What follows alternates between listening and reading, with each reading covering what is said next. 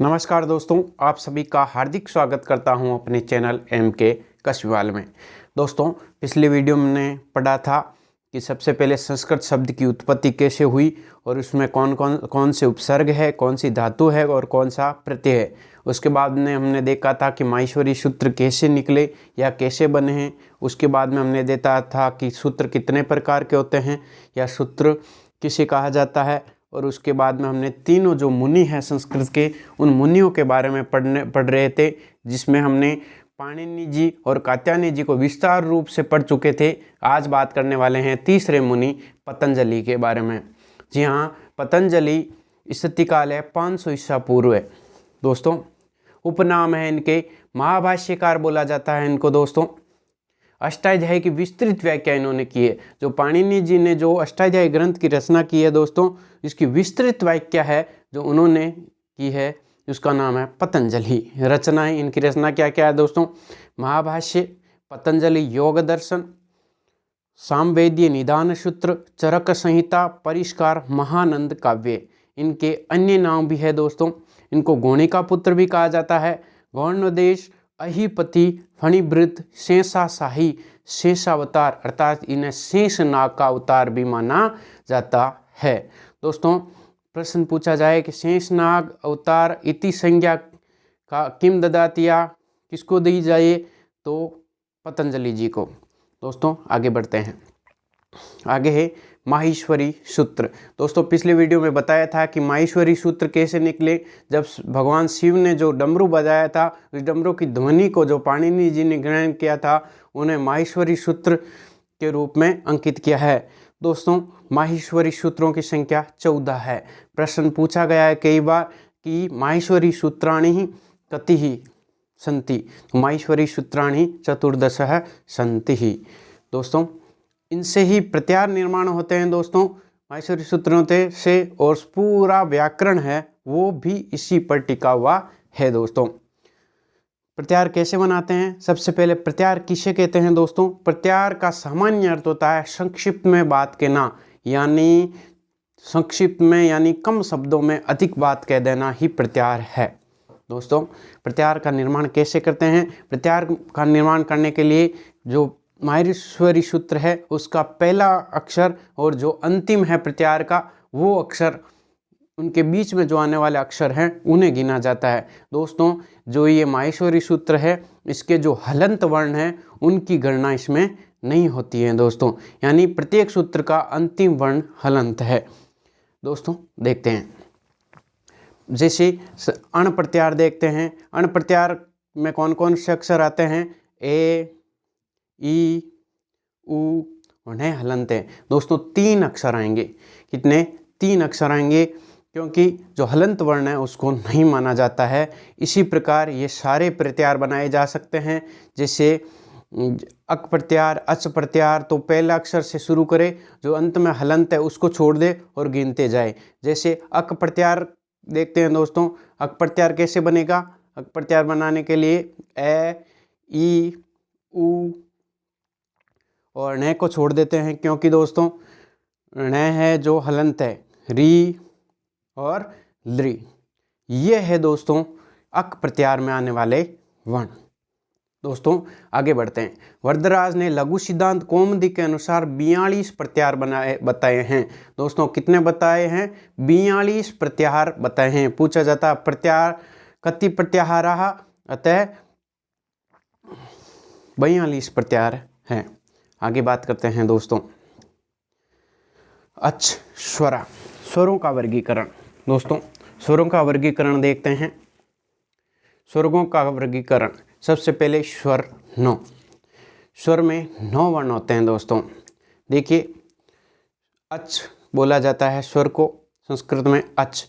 अच यानी अच प्रत्यार में आने वाले वर्ण स्वर कहलाते हैं। हमने प्रत्यार निर्माण करना भी सीखा था दोस्तों कि अच प्रत्यार में जो वर्ण आते हैं वो ही स्वर हैं।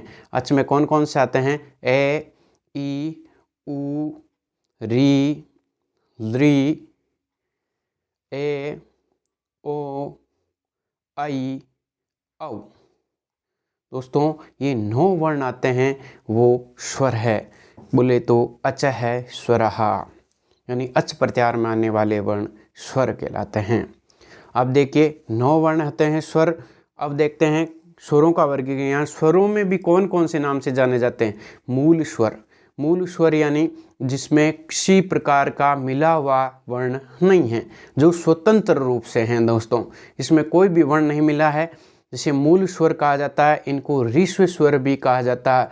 ऋस्व स्वर प्रश्न आए कि ऋस्व स्वराः कतिः, तो पंच। ऋस्व स्वर 5 होते हैं।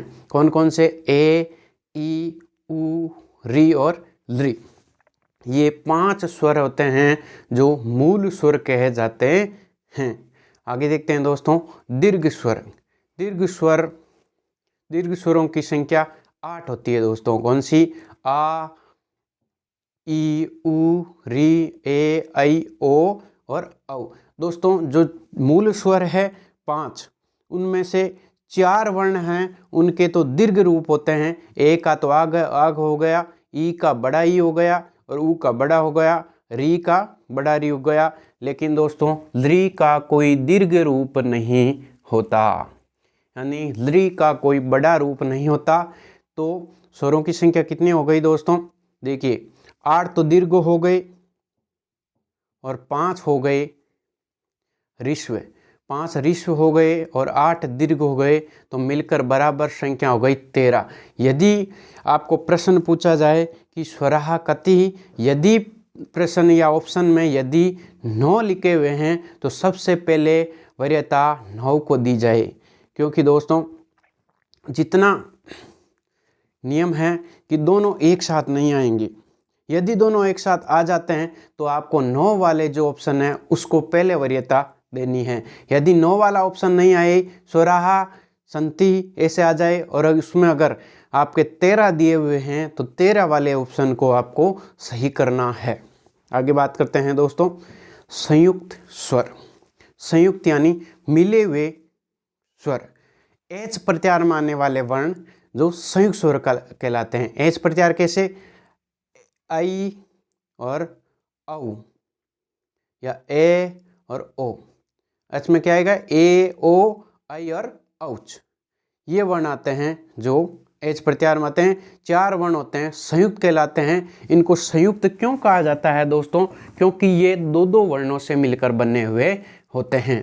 कैसे दोस्तों? जैसे ए और ई मिलकर ए बना है, या ए और बड़ा ई, आ या बड़ा ई बनकर आई बना है। ऐसे यानी मिलकर बना, संयुक्त रूप से बना है। जैसे ए और उ मिलकर जो आपकी गुण संधि होकर ओ बन गया। ऐसे ही दोस्तों ये शब्द बनकर जो मिले हुए हैं, 2 वर्णों से मिलकर बने हुए हैं, इस कारण इनको संयुक्त स्वर कहते हैं। और संयुक्त स्वर होते हैं 4। आगे बढ़ते हैं दोस्तों हल प्रत्याहार। हल प्रत्याहार यानी हमारी सूत्र के अनुसार व्यंजन। व्यंजन देखते हैं दोस्तों। हल आते हैं, है और ले के बीच जो वर्ण आते हैं वे क्या कहलाते हैं? व्यंजन कहलाते हैं, हल कहते हैं। यानी व्यंजन को संस्कृत में हल के नाम से जाना जाता है। दोस्तों देखते हैं, कहते हैं माहेश्वरी सूत्र के 5 से 14 तक के जो सूत्र हैं वो इनमें आते हैं।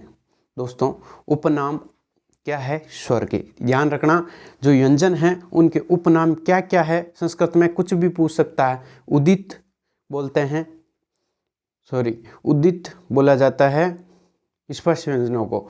दोस्तों हल बोला जाता है व्यंजन को। अब आगे देखते हैं स्पर्श व्यंजन। सबसे पहले स्पर्श व्यंजन पढ़ते हैं, यानी अभी व्यंजनों का वर्गीकरण देख रहे हैं दोस्तों। सबसे पहले कादयो अवसानाः स्पर्शा, के आदियो, अर्थात जो के से ले के आदि वर्ण क्या कहलाते हैं? स्पर्श वर्ण कहलाते हैं। अर्थात जब इन्हें बोला जाता है तो अपनी जो जीभ है वो मुंह से के ऊपरी भाग को स्पर्श करती है, इसके कारण इसको स्पर्श वर्ण कहा जाता है। यदि हिंदी में याद रखा जाए तो कू चू टू तू पू में आने वाले वर्ण क्या कहलाते हैं? स्पर्श जो व्यंजन या स्पर्श हल कहलाते हैं। इनकी संख्या 25 है। स्पर्श व्यंजनों की संख्या कितनी है दोस्तों? 25। प्रश्न आए कति स्पर्शाः, तो पंचविंशः इति स्पर्शः, यानी 25 वर्ण स्पर्श व्यंजन कहलाते हैं। दोस्तों, आशा करता हूँ कि मेरे द्वारा ली गई क्लास आपको समझ में आ गई होगी। यदि आपको कोई शंका है तो आप कमेंट बॉक्स में अवश्य बताएं, तो आपकी शंका को अगले वीडियो में निदान कर दिया जाएगा।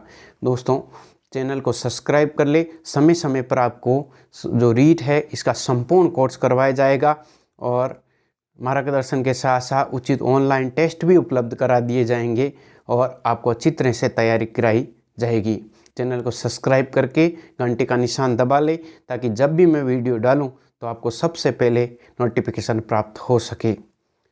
धन्यवाद। जय हिंद, जय भारत।